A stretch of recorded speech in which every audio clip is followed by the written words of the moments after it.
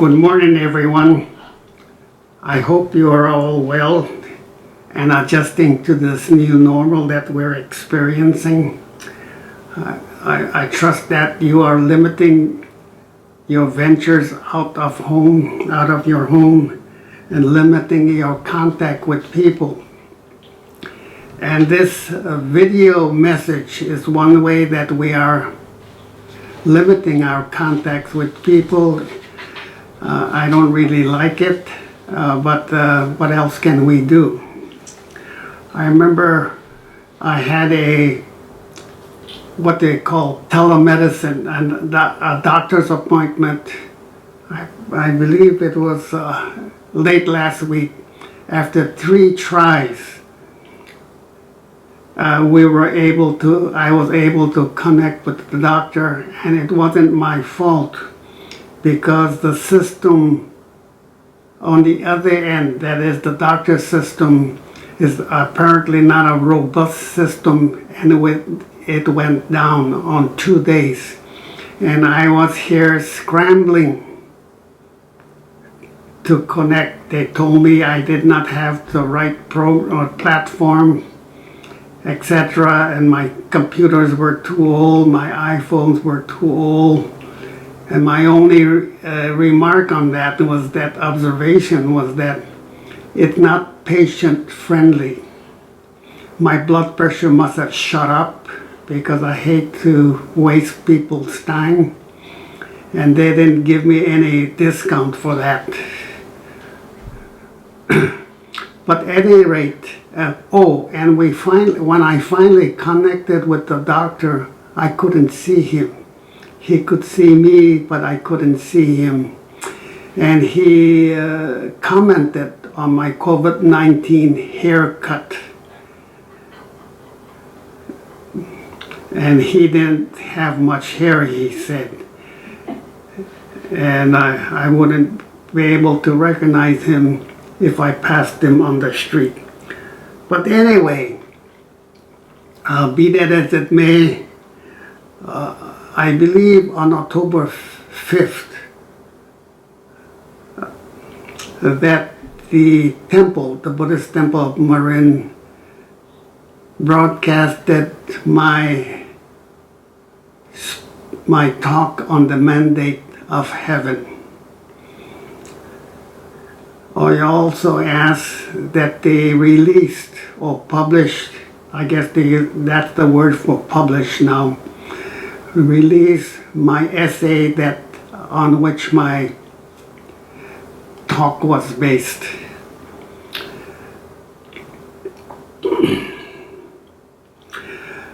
That was our first attempt, and Mrs. Nakasone was the videographer, and Jerry Tsu, a Dharma friend who lives up the street, poor guy, every time I have a computer problem, he's over here helping me, but he's a good Dharma friend. He is very active with the Buddhist, Berkeley Buddhist Monastery, and the city of 10,000 Buddhas up in Ukiah. So, in addition, we did not know, or I did not know, the expectations of the temple or the Buddhist Churches of America. And so Elaine Weston and I and Kevin Yoza, went back and forth a few times. And essentially it was a kind of laissez-faire, ad hoc filming. But hopefully we will get better as time progresses. Also, on the October 5th video taping of Mandate of Heaven, I was alerted to some First Amendment issues, that is the separation of church and state, and I had to make some modifications. Mainly the primary modification was to place a disclaimer up front that these were my opinions however profound it may be, they were my opinions and had no association with the opinions or views of the Buddhist temple of Marin or the Buddhist churches of America. And I had to edit out and modify some of my written text. But anyway, today I'd like to speak on the life of John Lewis. John Lewis, of course, the Honorable John Lewis was a congressman from Georgia.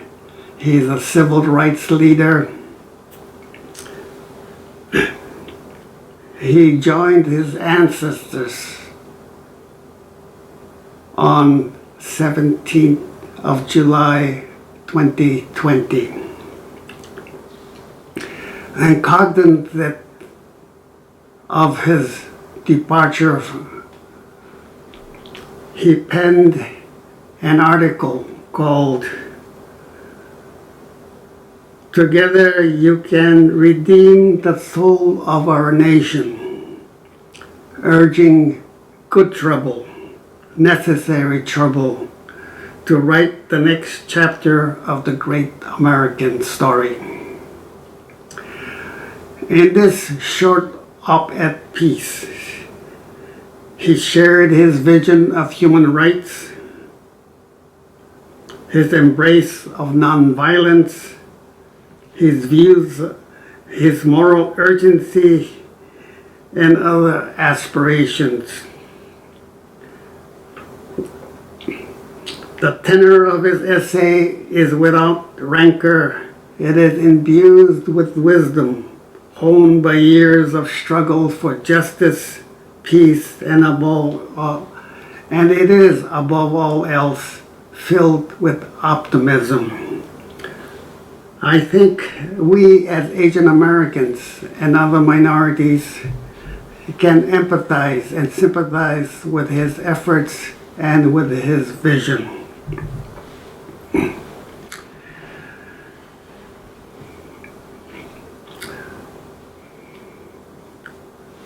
So in this article,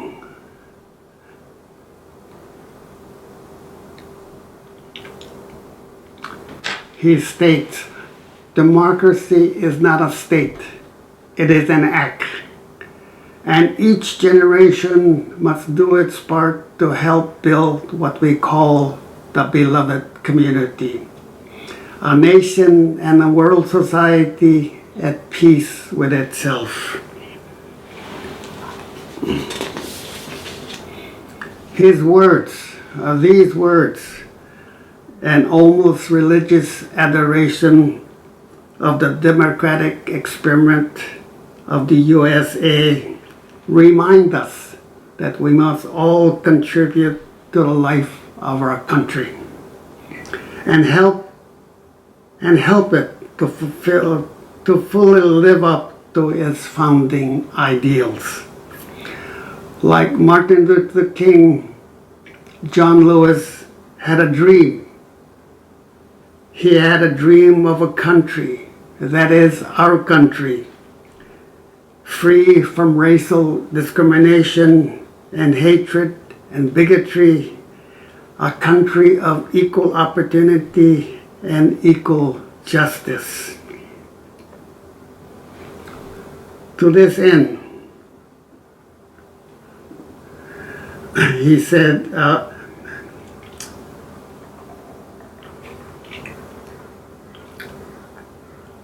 our Constitution, our Congress, our courts, our elections, and other democratic institutions are mere instruments of our democracy. It is far too easy and far too many people shun our civic responsibilities and rely on others to form a more perfect union. A phrase that is enshrined in the Constitution of the United States.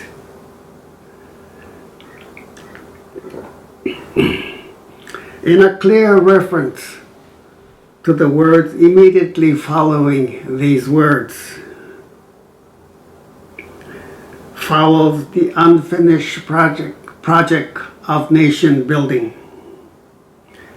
That is to establish justice, ensure domestic tranquility, provide for the common defense, promote the general welfare, and secure the blessings of liberty for ourselves and our posterity. And with these words, John Lewis chides us. He says, when you see something that is not right, you must say something. You must do something.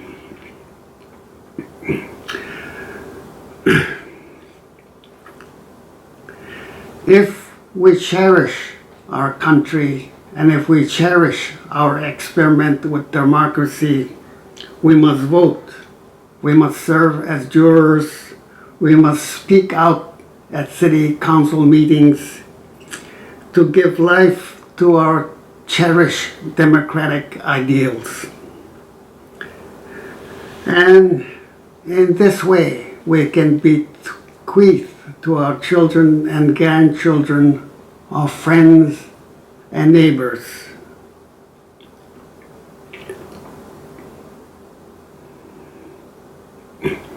a more peaceful and democratic society and community. For John Lewis, democracy is an experiment that must be continually nourished by each generation. Living in a community entails shared responsibility. This responsibility is to be found in the Buddha Sangha too. Francis Cook reminds us that Buddhism is a praxis. It's something one does. And although we may have nice words to describe our religion and good food to share,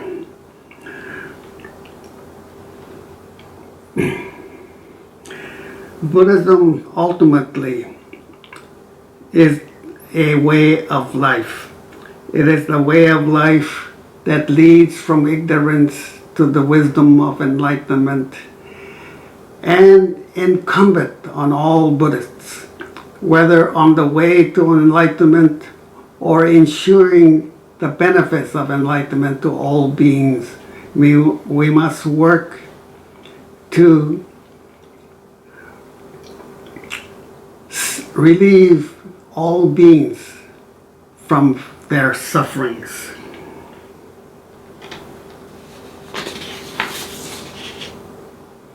The model for Buddhism, of course, for all Buddhists and for the Buddhist path is Shakyamuni Buddha. And his life and teaching is idealized in the Bodhisattva, a most intrepid spiritual warrior. The Bodhisattva Dhammakara, the protagonist of the largest Kuvati Sutra, is one such hero. In the Bodhisattva Bodhicaravantara, the way of the Bodhisattva life, composed by Santa Devi. Santa Devi, of course, there are many stories relating to Santa Devi, but if you remember, he is also reputed to be the one-time rector, that is the dean of Nalanda University, which we visited, I guess, last year. This will give you some context of Santa Devi and his teachings. And he says, And even the Shin Buddhist service book that we use daily or weekly at our services has a summarization of the aspirations of a bodhisattva. And it reads, and I often use this in my Dharma readings prior to the meditation: may I be a medicine for the sick and weary, nursing them until their afflictions are gone forever. I would be a protector of the helpless, a gentle a guide for travelers and their means for crossing a stream, a lamp for those who need a lamp, a bed for those who need a bed, a slave for those who need a slave. Whether may all find happiness through my actions and let no one suffer because of me. Whether they love me or hate me, may those feelings be the source of their fulfillment. Those who mock, accuse me, or wrong me, may they all attain enlightenment. This verse, these words appear in chapter 3 of the Bodhicharya Vantara, which was penned by Santa Devi. These words and this chapter is part of a liturgy that Santa Devi uses to frame his great work, his great poem. It is an aspiration that he resolves to undertake. And this is part of any liturgy, liturgy that we use even in our Shin Buddhist services, are an aspirations to strengthen our and firm our resolve as Buddhists.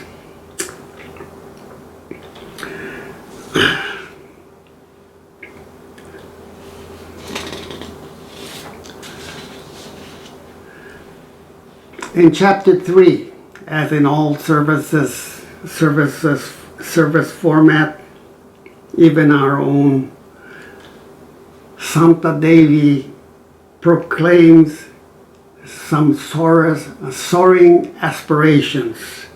In chapter 4, the next chapter, he says, aware that he may have overstated his resolve, he says, at that time, I was intoxicated, speaking without realizing my own limitations. Still, after recognizing that he may have overstated or promised, he vows to strive on. And he undertakes the task of relieving beings from their suffering, because he says, the nature of beings is like my own. We can identify with the sufferings of others because we too are suffering. And this seems to be the sentiment of John Lewis. This bodhisattva sentiment that Santa Devi proclaims in 9th century India at Nalanda University is the same sentiment that John Lewis, civil rights leader of the 20th and 21st century, holds. He is the son of a sharecropper in rural Alabama who experienced firsthand the sufferings wrought by the injustices of legalized racial segregation and prejudice. He organized and participated in lunch counter sit-ins, bus boycotts, and freedom marches, in hopes of fulfilling the ideals stated in the U.S. Constitution. On 7 March 1965, Lewis, together with Hosea Williams, led more than 600 marchers across the Edmund Pettus Bridge in Selma, Alabama. When the marchers stopped to pray, Alabama state troopers charged the demonstrators. This is known as Bloody Sunday. Lewis fractured his skull, suffered a fractured skull, the scars of which he carried for the rest of his life.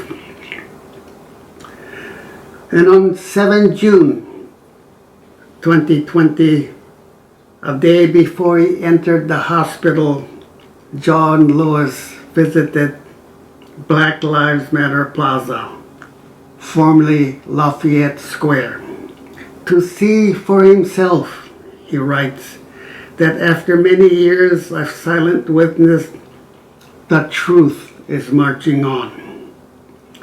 The truth that Lewis referred to is the great American story. The story of equal justice, equal opportunity, a society free, working its way, a society working to realize its great ideals.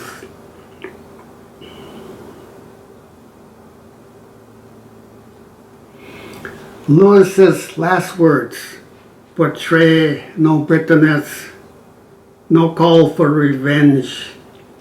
He had faith that persistent nonviolent lobbying would shed the scales that blinded people to justice, to injustice, and recognize inherent dignity of all people.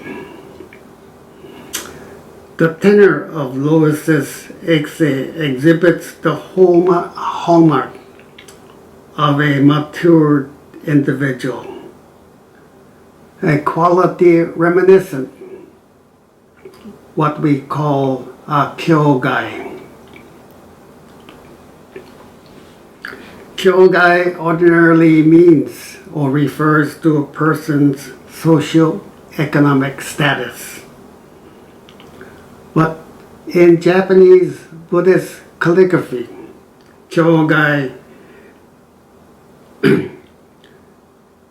refers to a great capacity for life, a virtue that is nurtured through long years and experience with life. And an individual with a great capacity for life meets the vicissitudes that life brings with equanimity and with dignity. And we see this capacity for life in the very late works of Hakuin Zenji, the Rinzai Buddhist cleric and the reformer of the Rinzai Zen in the Middle Edo period in Japan. Hakuin's calligraphy and his ink sketches exhibits strength and some uncommon beauty, expressive of an unsurpassed beauty.